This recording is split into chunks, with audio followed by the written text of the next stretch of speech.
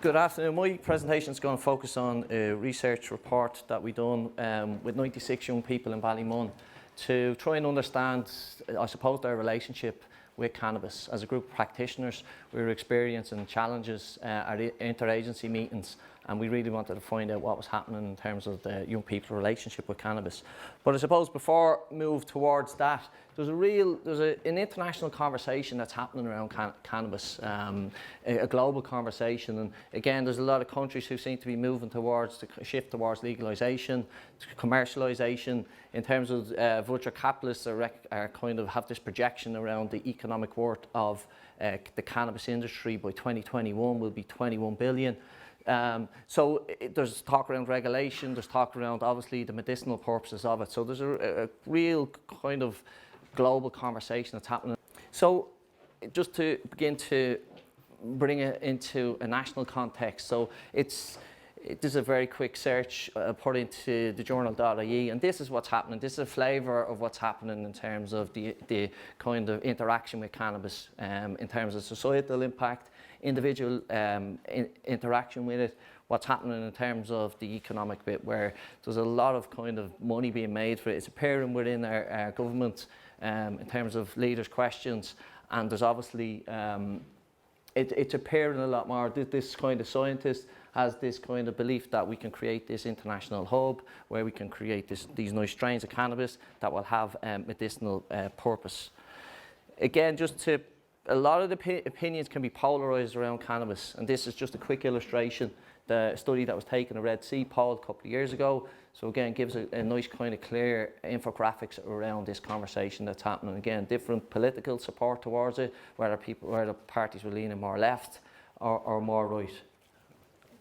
People hear me clearly enough? Yeah, okay. So again, there's different regional support. So I think it's a really interesting, it's a drug that kind of encourages and seems to create an awful lot of conversations. In terms of literature, and again, that's added to this conversation. So this is the international context in terms of an international literature. So I suppose what has been highlighted a lot today has been that it is the most popular drug with young people. And that being the most popular drug, what we're seeing in terms of presentations is that there's more young people presenting for drug treatment. And our national statistics are indicating that also. One particular one was, again, around this group of daily users. So if you are working with young people and they're presenting in terms of active daily use, that's something that we really need to consider, and that policymakers really need to consider, rather than having, I suppose, this political, maybe neoliberal view towards responding to drug issues. We need to be more robust in our responses and our strategic thinking. Again, trying to bring it a little bit closer, a lot of nice literature that's out there. If you have an interest in it, we spoke a little bit around the young people, they still have that frontal cortex developing, the consequences haven't kind of developed at this point. And again, there's a lot of research that if you have an interest, I'd encourage you to link towards it, that highlights some of these kind of challenges that present for young people in terms of the impact on the developing brain. Another couple of pieces, and Bobby mentions this morning, Vault-Face, and there may be another agenda to it in terms of what they produce in terms of as a policy hub, but I think it's an interesting read. I think all these are very interesting articles if you have an interest in relation to exploring cannabis in a deeper way. So they're up there for you, Hannah. These are particular I suppose, pieces of research that I came across that I was interested in. And again, it's kind of just backing up what I've been originally saying. And maybe this kind of the role that CBT has in it, because when I talk a little bit more around the results of the research report, a lot of the young kids actually, they like being, the identity of being a stoner. Actually, they're not really enjoying the effect of it because of the fact that it's so high potent in terms of the THC content.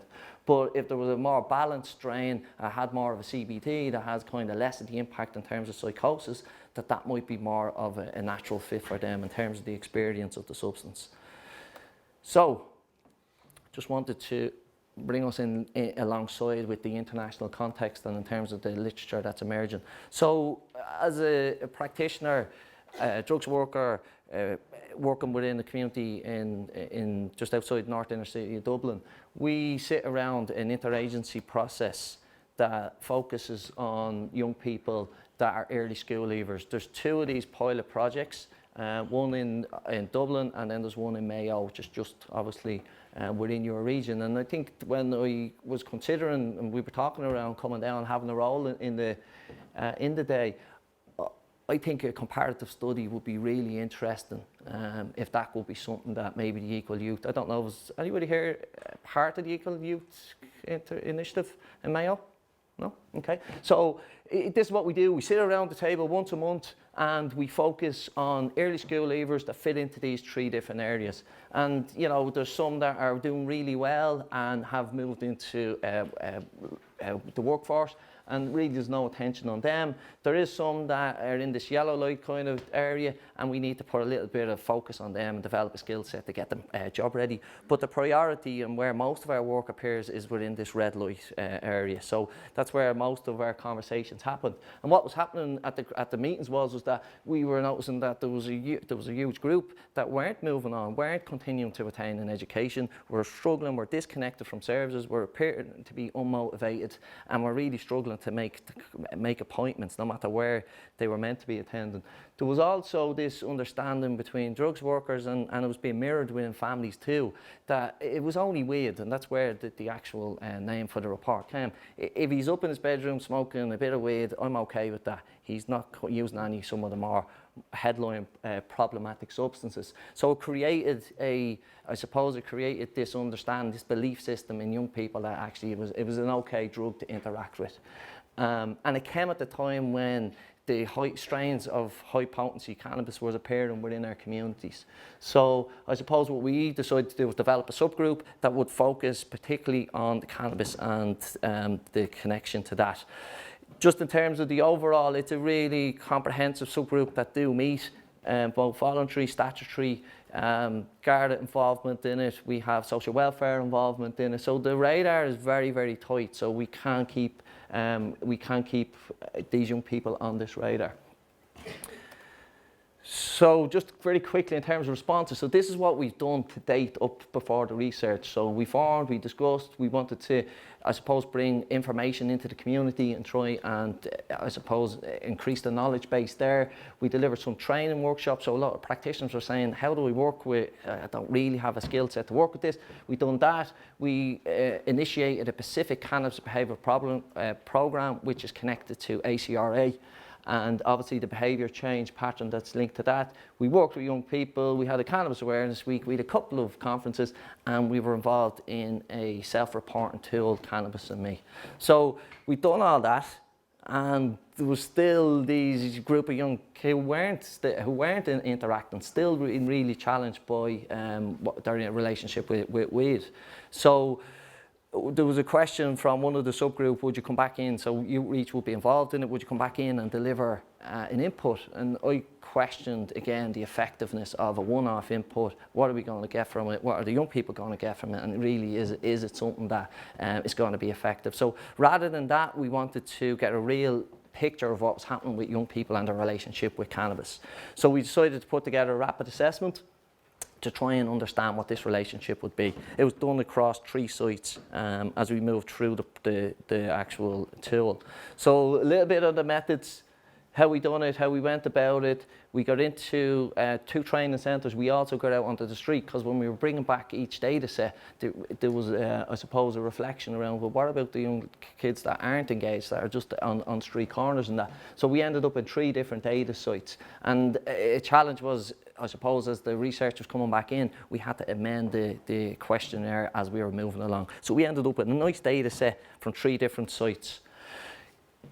The key findings were that, I suppose, that the street group were using the most in terms of the 3 sites, that out of the 53 participants that were using regularly, there was a potential that they were spending upwards of $327,000 a year, which again links with what Brian was talking around, the influence and the impact of drug debt and drug debt intimidation that families and communities are experiencing because of the influence that this drug market is having.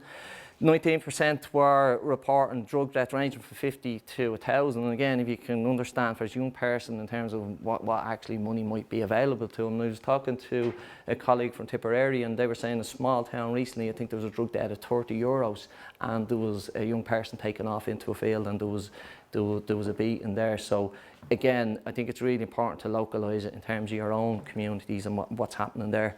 So another question that we had was, well then, if it's important, if change was important to you, what might kind of be areas that would, I suppose, we need to think about?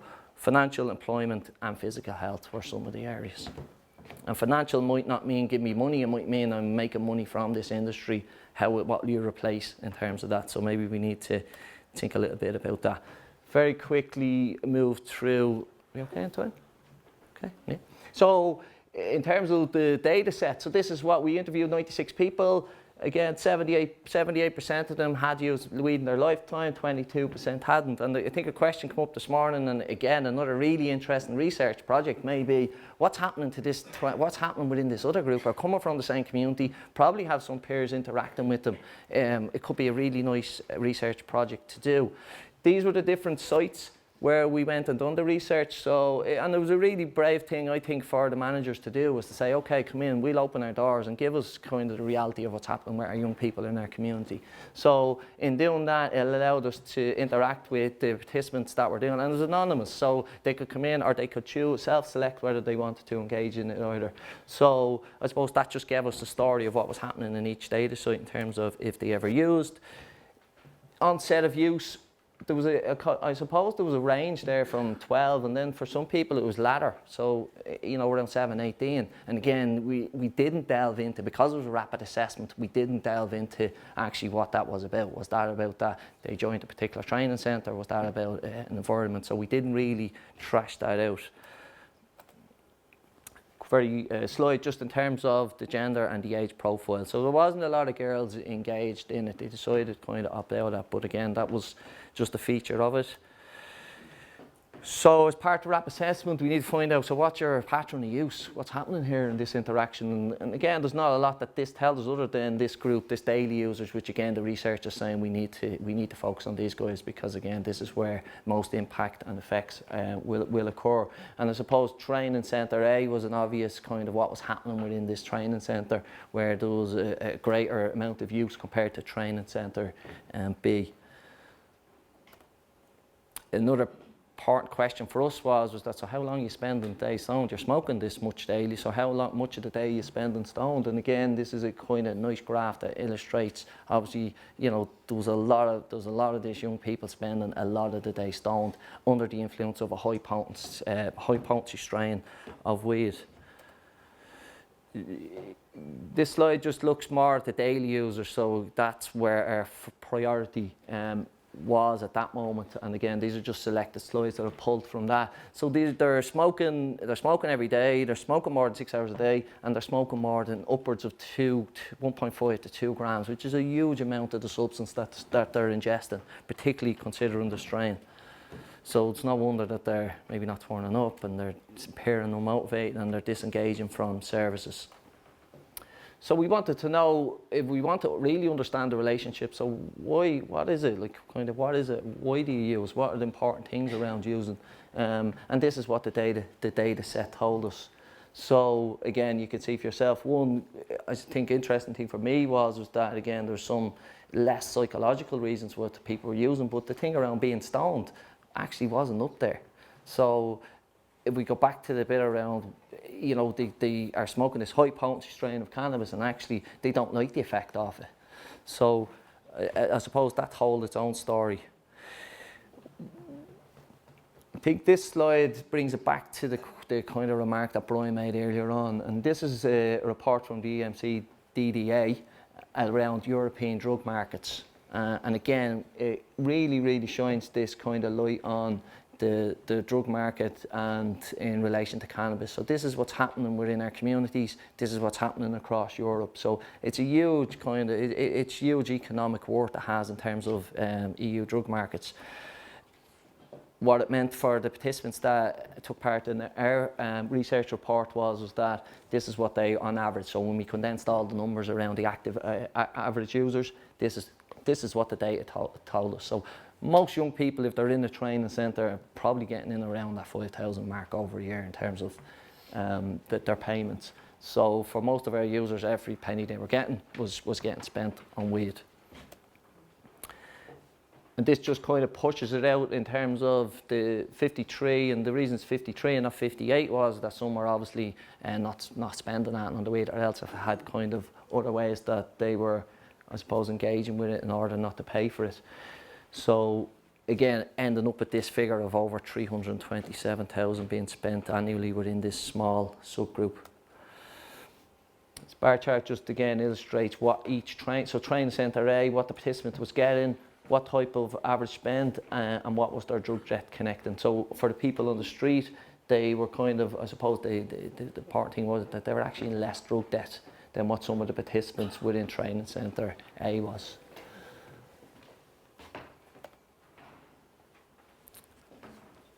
So reasons to change. That was that question that I probed in terms of the key findings, and this is what the participants were telling us in terms of what was important, in terms of what may nudge them towards having some change in their use patterns. I suppose this diagram illustrates, so we know what the data was, we understood what it was, but what happened? What was the process? What was the timeline in terms of a group of practitioners who knew what was happening within this community, and how did we come about creating some community change? So this, just as an illustration, this was part of a poster that we got to present at the Lisbon Addictions a couple of weeks ago. It was just one part of it, but I think it clearly moves through the different steps that was a process for us in terms of trying to create a coherent response within the community in Dublin. I think this is something significant, and I only came across this recently when we were over in Lisbon, was that for the first time ever, it's been recognised in terms of policy briefings at a European level that we need to have a bottom-up response in terms of our thinking, in terms of our strategic thinking. But for me, there's no point in having that if there's not a political will to do it either. So I think we need to meet somewhere in the middle. But I suppose I was enthused to be seeing that there's literature now saying that we now need to rethink how we are responding at a political level. So I might give you an opportunity now to, this funding challenge that's there. I suppose there's policymakers at a European level saying that now we need to be orchestrating that from a bottom up in terms of creating impact. So for us, it was really about, so we got all the data, how do we create this community change? And in order to do that, the report had to clearly identify what the recommendations were. So we now know that this is a very different substance than what it was back in the day when mum and dad are having a joint. It's kind of a bit of hash, it's fine. It's a very different substance. The makeup is very different, the impacts are very different. So we need to create and change the current knowledge base around that within our communities, within our family support networks, within practitioners also, within the social work team. So we really need to focus on that and begin to drive that. We need to rethink, and again, Michal, you mentioned around I suppose the role that you guys have in terms of prevention and the strengths that you have around that. So we're in that phase now where we have begun to look at the role of prevention and the role of early intervention in terms of impacting on this. We really need to focus on these group of targeted daily users. We know they're using a lot of the substance. We know we're spending a lot of time stoned, so we need to put something really coherent in to be able to respond to them. And cannabis now has a place within I suppose, problematic substances. It's appearing now. It's very topical. There is this global conversation, but the importance is that it kind of sustains itself there and it doesn't drift away. So one of our recommendations is that how do we go about maintaining that? So beyond the recommendations, it's how do we communicate that and begin to create a national conversation about it, and that's what we've been doing. That's what I suppose what I was invited here today to do. So we're continuing to do that. in terms of actions as based with the recommendations, we've now updated the community addiction study. So there was an old kind of there was an old delivery content that was included within the addiction studies level 5, and we've updated that. So that's delivered nationally in terms of people that have an interest in drugs work.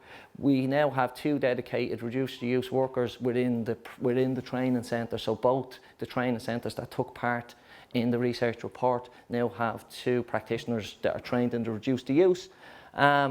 We're working at the minute in terms of a collaborative expert group to look at the daily users in terms of what we need to put together for them. And there is this scoping exercise that's done with our local P&E chair and our local P&E worker to look at actually what is the reality of what's being delivered within curriculum, within schools and within community-based organisations. Couple of references beyond the website if you want to click on them. I think they're really helpful pieces. If you want some reports or anything like that, sure, you can contact me there. Thank you.